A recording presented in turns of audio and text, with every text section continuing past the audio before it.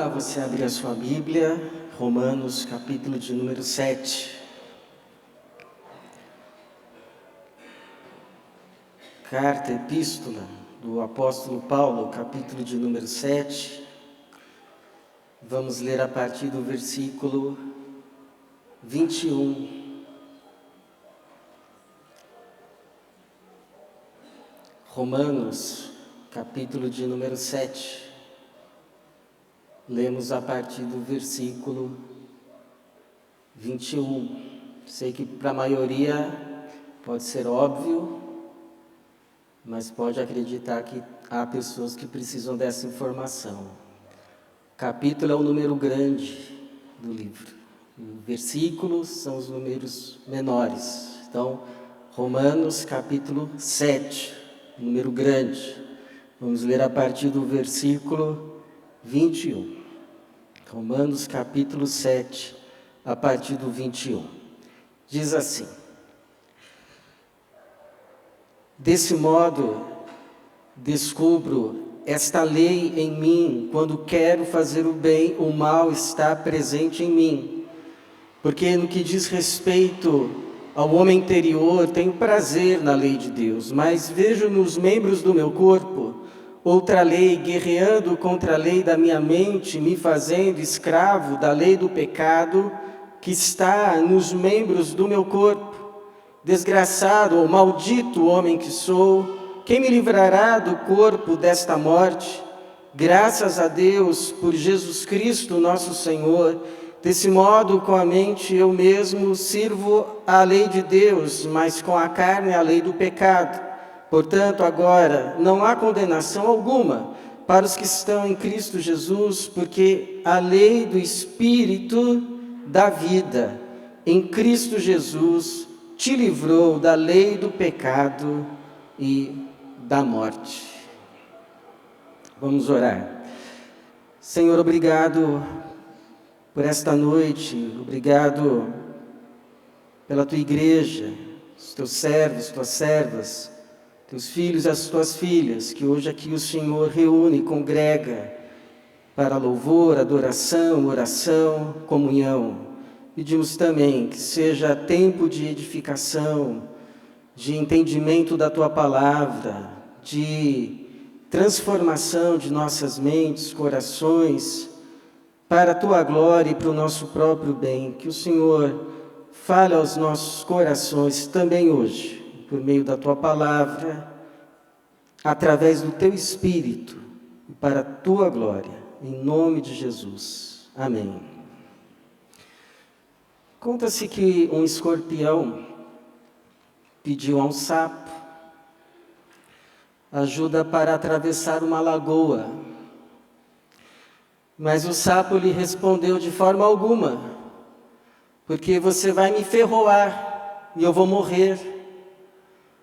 Ao que o escorpião lhe respondeu: não faria isso, porque se eu te ferroar quando estivermos atravessando a lagoa, nós dois vamos morrer.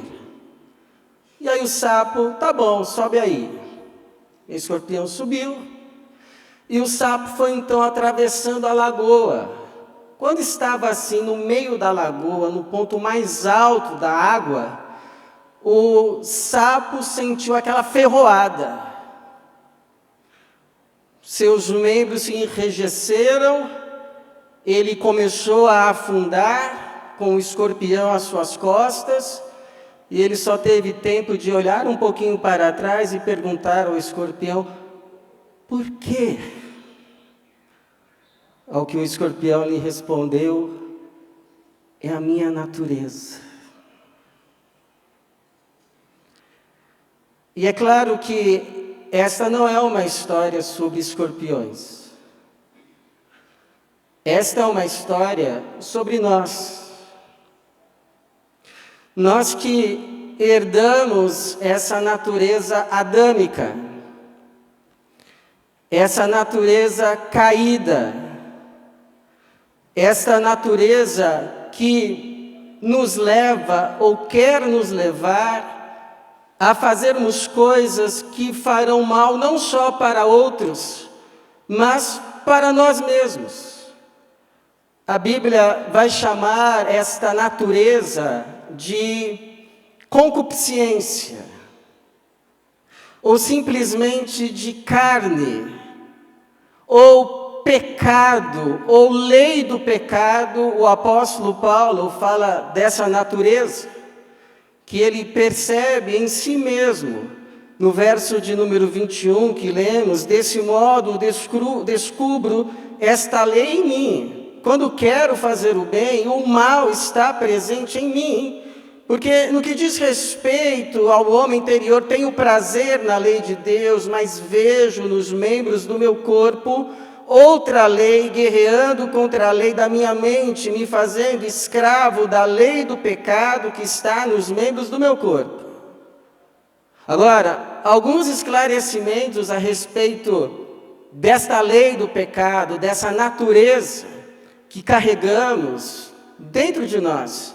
Embora essa natureza, em alguns momentos da Bíblia, ou na Bíblia, é denominada como carne, esta carne não é o corpo, não é a nossa pele, não são os nossos músculos, mas é uma lei que quer operar no nosso corpo, levar os nossos membros a serem instrumentos de injustiça, não de justiça. É uma atração, por incrível que pareça, pelo que é errado. Uma atração pelo que é mal e que faz mal. E não pense que são apenas os crentes que têm consciência, que percebem essa lei querendo atuar nos membros do corpo. Os não crentes também a percebem. Só que eles falam dela não em termos teológicos, bíblicos. Eles vão falar em termos da cultura. Por exemplo, nas suas manifestações artísticas. Não tinha aquela música em que o autor dizia: será que tudo que eu gosto é imoral, ilegal ou engorda? É essa lei que a pessoa percebe nela. Por que tenho essa atração pelo que é errado? Pelo que não faz bem? Para mim mesmo. Segundo essa natureza, ela é o pecado que gera pecados. Então, quando ela aparece no singular na Bíblia, pecado é essa natureza. Quando aparece no plural, são os frutos dessa natureza. Então, por exemplo, imagine uma pessoa que é colocada contra a parede, e ela é pressionada a falar a verdade, só que ela sabe que se falar a verdade vai ter problemas, ela vai sofrer consequências. Então, quando ela está sendo pressionada, vem aquele impulso para mentir. Então, esse impulso é a natureza. As palavras, as mentiras que vão então saindo dos lábios, da boca, são os frutos, os pecados dessa natureza. A natureza é como se fosse uma árvore, e os pecados, plural, são o fruto dela. E por fim, essa natureza, ela escraviza.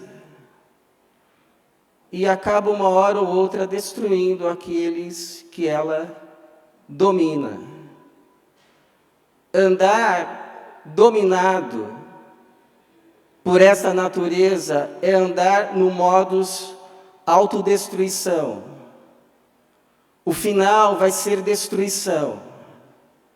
O final vai ser vergonha.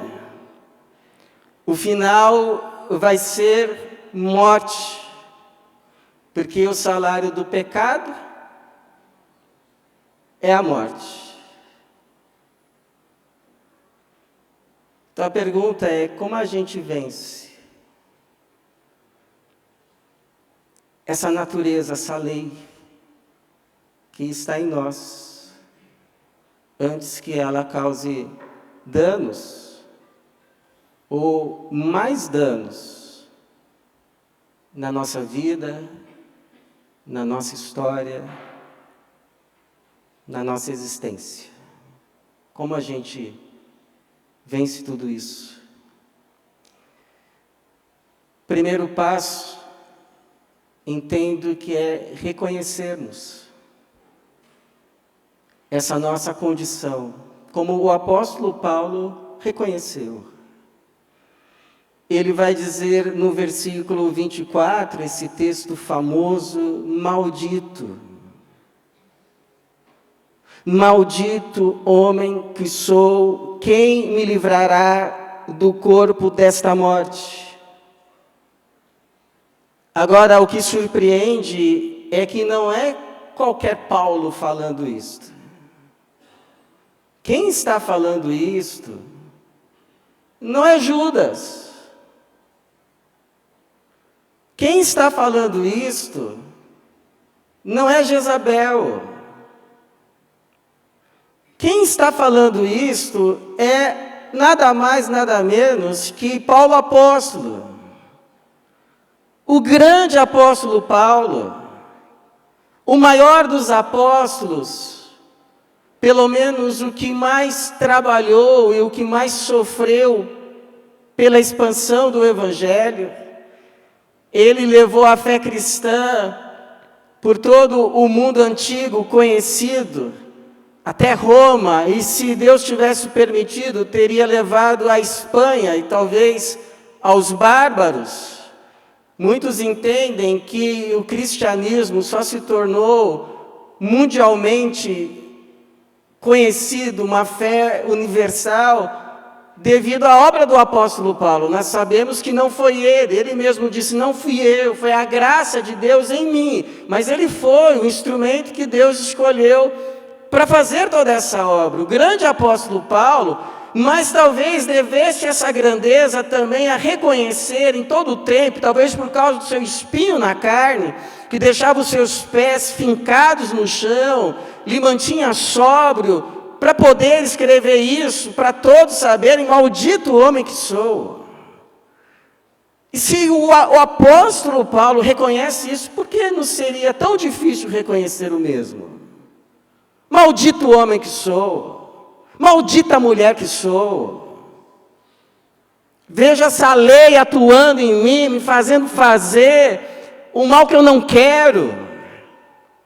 Reconheço, está sim presente, e se eu não tomar cuidado, me derruba. Por que não reconhecer isto? E por que deveríamos reconhecer? Para não cair em tentação, não para sequer entrar nela.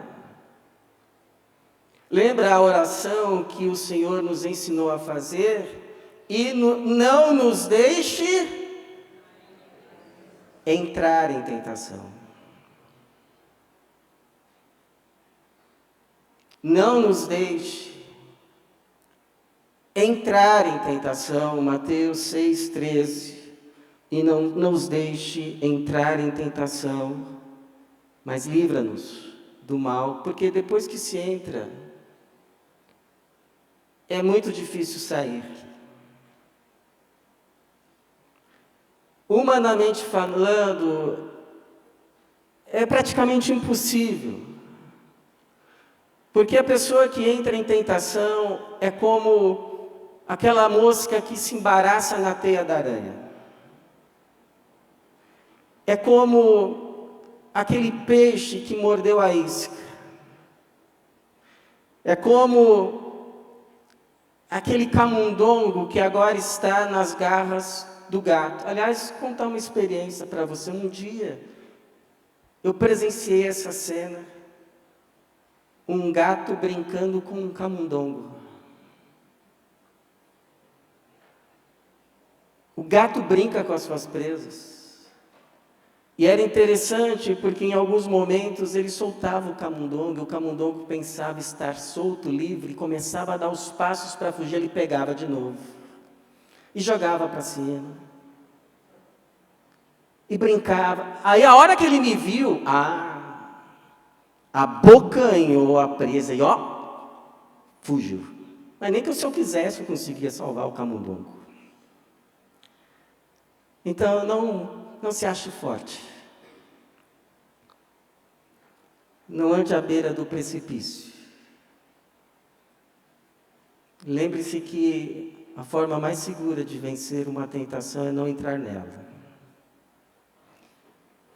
Lembre-se do que Jesus disse lá em Mateus 26:41, vigiai e orai, para que não entreis em tentação. O espírito está pronto, mas a carne é fraca. É fraca. Primeiro passo para a queda é o orgulho. Não vai acontecer comigo. Eu sou diferente. Eu estou no controle. O orgulho é o princípio da queda.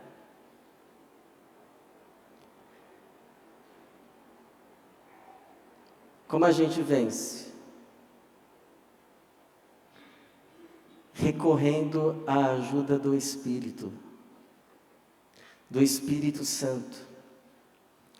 Esses dias eu cheguei na igreja e o missionário Rubem, que trabalha com hispânicos, ele estava numa atividade com os meninos do PEP, e ele estava assim ensinando um tipo de jogo, um tipo de tênis. E ele lá dando as instruções para os meninos, aí o menino lá pegou a raquete, deu uma raquetada, e a bola ou a peteca, não sei, mas foi para muito longe. Porque não é só questão de instrução. Não é só questão de saber o que tem que fazer, conseguir fazer. Agora, dê àquele menino o biotipo, os braços, o talento de um tenista profissional, e aí sabe o que vai acontecer? Ele vai sair fazendo. Ele vai ser natural. Da mesma forma, a gente só vai vencer essa lei se aquele que em tudo foi tentado, mas sem pecado, estiver em nós, nos dando o que é dele. E a boa notícia, irmãos, é que isso já aconteceu. É por isso que o Paulo vai dizer no versículo 25, graças a Deus por Jesus Cristo, nosso Senhor. Você lembra que ele havia perguntado, maldito homem quem sou, quem me livrará do corpo desta destruição, desta morte? Agora ele vai dar a resposta, o Espírito. Porque no versículo 1 do capítulo 8 ele vai dizer, portanto agora já não há condenação alguma para os que estão em Cristo Jesus, porque a lei do Espírito da vida em Cristo Jesus te livrou da lei do pecado e da morte. Jesus entrou aí. Jesus não nos deu apenas a sua palavra. Olha, é isso que tem que fazer. Olha, é nesse caminho que tem que andar. Seria como dar as placas que mostram o caminho para um carro sem gasolina. Não, ele deu as placas e encheu o nosso tanque com a gasolina, agora é da partida. Ele que venceu o pecado, ele veio morar em nós para nos ajudar a vencer também, pelo seu Espírito. Por isso que é tão importante o Espírito. Porque isso não é só uma questão de saber o que é certo, é ter força, poder, capacidade. Então ele nos deu o seu poder, o seu Espírito. Aí o Paulo vai discorrer no capítulo 8, o que vai mudando em nós quando o Espírito está em nós. Ele vai falar, esse Espírito vai te ajudar a andar no Espírito, a viver no Espírito. Ele vai te dar a mentalidade do Espírito, uma nova mente, um novo coração. E no verso 9 ele vai dizer assim, vós porém não estáis sob o domínio da carne, mas do Espírito. Se é que o Espírito de Deus habita em vós. Mas se alguém não tem o Espírito de Cristo, não pertence a Cristo. Então, se você é de Cristo, você tem o Espírito de Cristo. Porque o Espírito de Cristo é o selo de Cristo sobre você, como marca dele.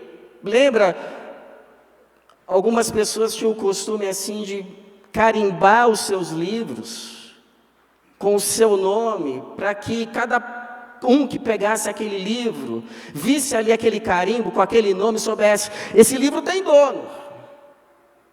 Então, o Espírito é o carimbo de Jesus em você.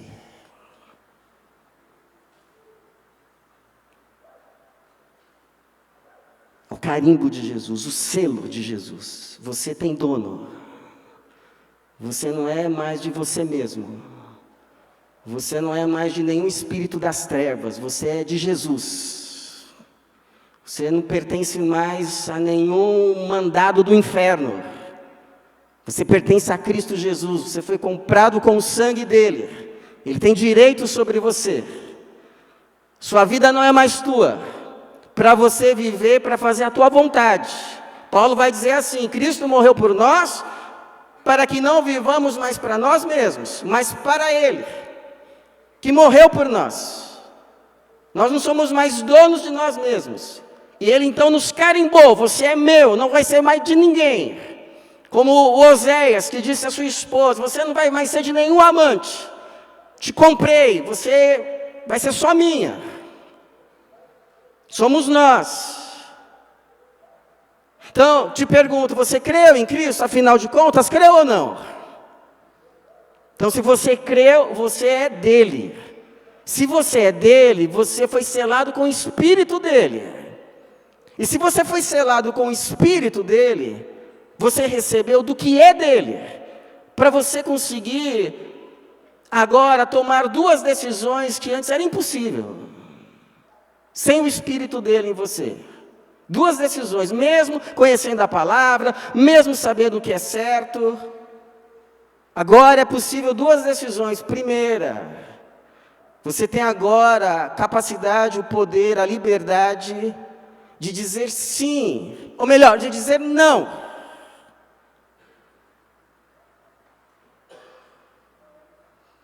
Para o que faz mal para você. Dizer não para o mal. É como aquele jovem que se converteu, teve uma experiência verdadeira com Jesus, mas continuava sendo tentado por práticas, por pecados que escravizaram a sua vida por tanto tempo, e hora ou outra caía. E aí ele foi falar com seu pai, que era pastor, e o seu pai disse assim para ele: essas coisas você tem que matar por inanição. Porque se todas as vezes que isso vier, essa vontade vier, e você dizer sim, você alimentar, essa coisa vai ficando cada vez mais forte em você. Então tem que dizer não. Vai vir o impulso, vai vir a vontade, vai vir o desejo, mas diga não. Começo vai doer, pode dar crise de abstinência, a pessoa pode achar que vai ficar louca, vai morrer, mas não vai morrer não, vai ser liberta em nome de Jesus. Tem que quebrar, e aí então essa coisa vai ficando cada vez mais fraca, cada vez mais fraca, cada vez mais fraca, até que morre. Morreu de fome, de inanição, de ouvir não, porque a minha vida agora é de Cristo Jesus. Não é para fazer qualquer outra vontade senão a de Cristo Jesus.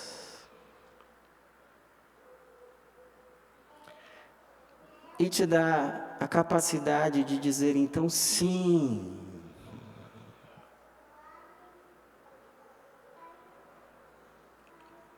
que te faz bem. O que você sabe que é bom, que é justo, que é certo, que é a vontade de Deus para você. Então, como já disse alguém, não é que a vida cristã é uma vida sem prazer, ou sem prazeres, mas é uma vida de outros prazeres. Outros prazeres. Então, quando o Espírito Santo vem, passa a habitar na gente, ele vai produzindo outros desejos, outras vontades. A gente começa a ter desejo de coisas que antes a gente não tinha. A gente vai ter vontade de orar. Orar vai se tornar como respirar, não dá para ficar sem orar. Não é que eu tenho que orar, eu quero orar.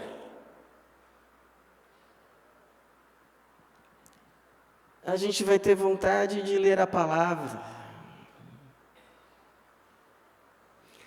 A gente vai ter vontade de obedecer. A gente vai ter vontade de estar numa reunião como essa. E todas essas coisas juntas vão nos fortalecendo.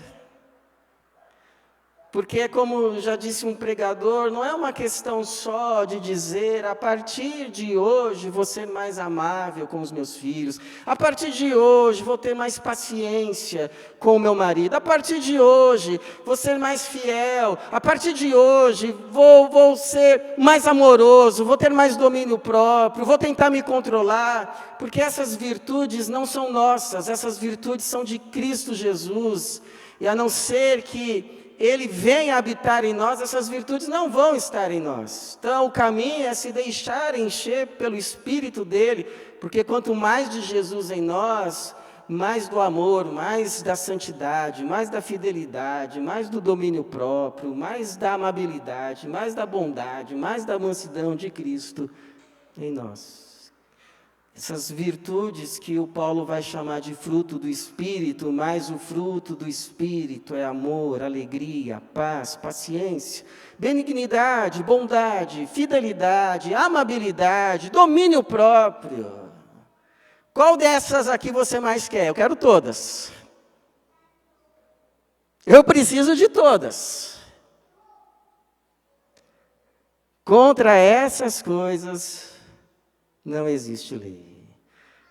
Que todas essas virtudes, todo o fruto do Espírito, seja manifesto em nós.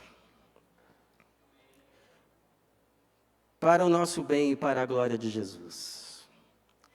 Você sabe que um dia eu fui visitar uma família, porque o rapaz, ele já era, vamos dizer assim, já tinha professado a sua fé há muito tempo, tinha sido batizado, mas ele voltou a cair nas drogas.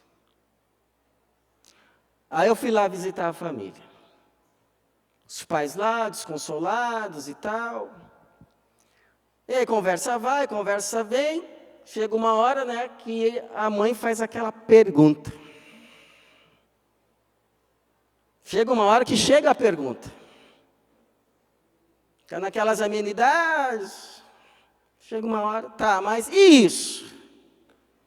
E ela me perguntou o seguinte: mas, pastor, Jesus não liberta? O que Deus me deu para falar para ela naquele dia, sim, Jesus liberta. Mas a decisão de viver libertos cada dia é nossa. Então, as cadeias já foram quebradas, a cela da prisão já foi aberta,